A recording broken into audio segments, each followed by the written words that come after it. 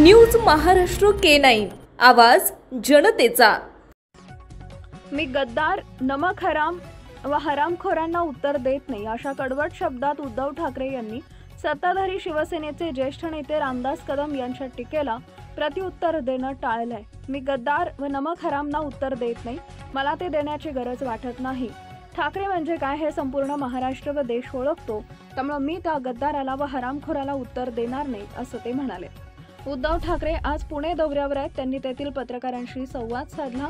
त्यात त्यांनी दसरा मेळावा, भारत-पाक संबंध, हिंदुत्व, केंद्रातील नरेंद्र मोदी सरकारची धोरणं, रामदास कदम यांची टीका आदी विविध मुद्द्यांवर भाष्य केले। ते म्हणाले, कालचा दसरा मेळावा अभूतपूर्व झाला। हे केवळ माझं श्रेय नाही, पावसामुळे शिवाजी पार्कवर चिखल झाला होता, तळे झाले होते, पण त्याही स्थितीत केवळ मुंबईचाच नव्हे तर महाराष्ट्रातील कानाकोपऱ्यातील शिवसैनिक आले होते। त्यांनी स्वतःची चटणी भाकरी आणली होती। आपल्याकडे बिर्याणी वगैरेची काही सोय नाही, जे येतात ते स्वकष्टाचे येतात। पाऊस पडत असतानाही कुणी जागचं हल्ले नाही। शिवाजी पार्कला दरवाजे नाहीत, बांधावरून उडी मारली की माणूस बाहेर जाऊ शकतो, त्यामुळे आलेल्या लोकांकडून कोंडून ठेवण्याची गरज आम्हाला वाटत नाही, जी इतरांना कदाचित वाटत असेल असं ते एकनाथ शिंदेंवर निशाणा साधताना म्हणाले। शिवसेनेचा 1966 मध्ये पहिला दसरा मेळावा झाला। मी 6 वर्षाचा होतो। तेव्हा शिवसेना प्रमुखांनी शिवाजी पार्कवर तो घेण्याचा निर्णय घेतला। त्यावर काहींनी एवढं मोठं मैदान भरेल का अशी शंका घेतली। त्यांनी हॉल किंवा दुसऱ्या एखाद्या छोट्याशा मैदानात सभा घेण्याचा प्रस्ताव ठेवला, पण बाळासाहेबांनी ही सभा मी शिवाजी पार्कवरच घेण्यावर ठाम राहिलो। मी वेडा की लोक वेडी हे पाहून घेऊ असं ते म्हणाले।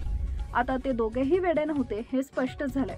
हा प्रवास आजही सुरू आहे, त्यामुळे पाऊस सुरू असतानाही लोक जागचे हल्ले नाही। उद्धव ठाकरे यांनी यावेळी मनसे प्रमुख राज ठाकरे यांच्या सोबतच्या संभाव्य युतीवरही भाष्य केलंय।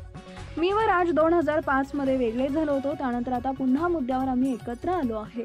त्यामुळे आता रोज उठून आम्ही एकत्र आलो असं सांगण्याची गरजच नाहीये। आम्हाला एकत्र यायचं नसतं तर 5 जुलै रोजी झालेला मेळावा झालाच नसता। आम्ही एकत्र आल्यामुळे विरोधकांचे धाबे दणाणले। मराठी माणूस एकवटल्यानं काय होणार याची त्यांना भीती वाटतेय। महाराष्ट्रातील महत्त्वाच्या आणि ताज्या बातम्या पाहण्यासाठी आमच्या न्यूज महाराष्ट्र K9 चॅनलला YouTube वर सबस्क्राइब करा आणि बेल आयकॉन प्रेस करा।